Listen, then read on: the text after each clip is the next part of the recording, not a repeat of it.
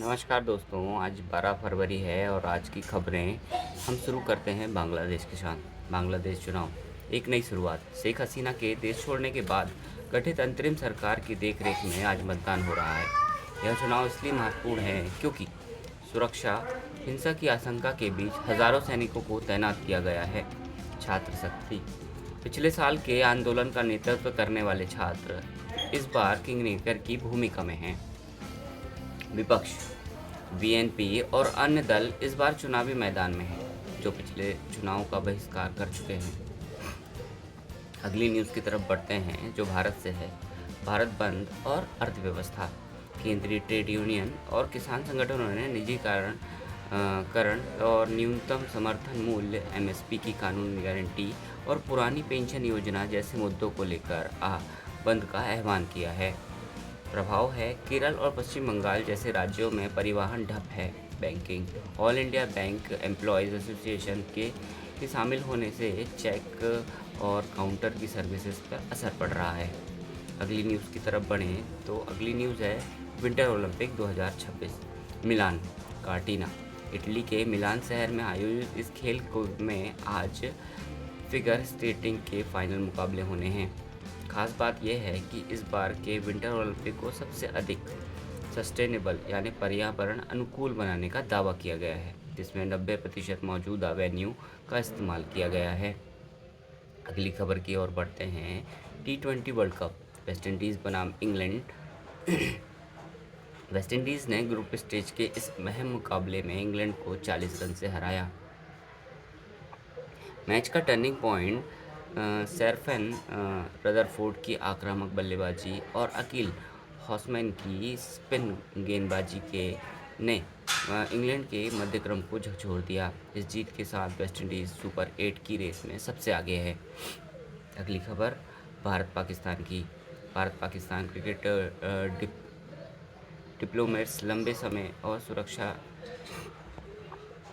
Bharat Pakistan cricket लंबे इंतज़ार और सुरक्षा चिंताओं के बीच पाकिस्तान के आंतरिक मंत्रालय ने टीम को भारत भेजने का नो ऑब्जेक्शन सर्टिफिकेट दे दिया।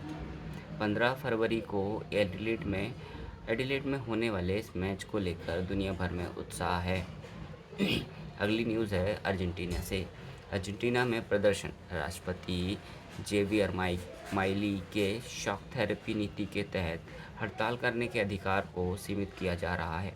प्रदर्शनकारियों का कहना है कि यह लोकतंत्र और श्रमिक अधिकार पर हमला है, जबकि सरकार इसे आर्थिक सुधार के लिए ज़रूरी बताती है। अगली न्यूज़ है ट्रंप और नेतन्याहू वार्ता। डोनाल्ड ट्रंप के दूसरे कार्यकाल में इजराइल के साथ यह पहली बड़ी औपचारिक मुलाकात होगी। कुछ मुद्दे, ईरान के परमाणु कार्यक्रम को रोकना। ट्रंप ने साफ किया कि वे ईरान पर मैक्सिमस प्रेशर की नीति लागू करना चाहते हैं, जबकि नेतन्याहू ने सैन्य कार्रवाई के विकल्प को खुला रखने की मांग की है। अगली न्यूज़ है अनिल अंबानी और ईडी की जांच।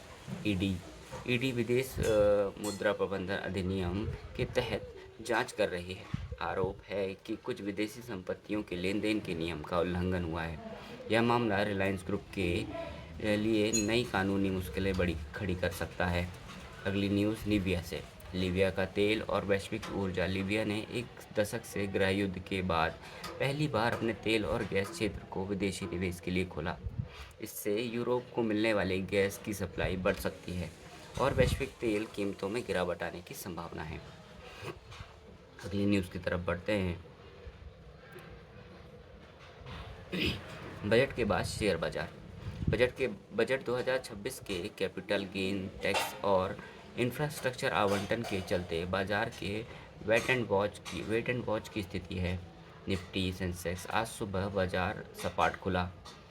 कॉरपोरेट नतीजे, आईआरसीओन के नतीजों में से रेलवे सेक्टर की दिशा तय होगी, जबकि लेस्कॉट के आईपीओ से पहले के वित्तीय आंकड़े निवेशकों के लिए आकर्षण का केंद्र हैं। क्या आप इनमें से किसी विशेष खबर के बारे में डिटेल में जानना चाहते हैं तो हमें कमेंट में बताइए। और आज की खबरों में इतना ही। मिलते हैं कल। नमस्कार।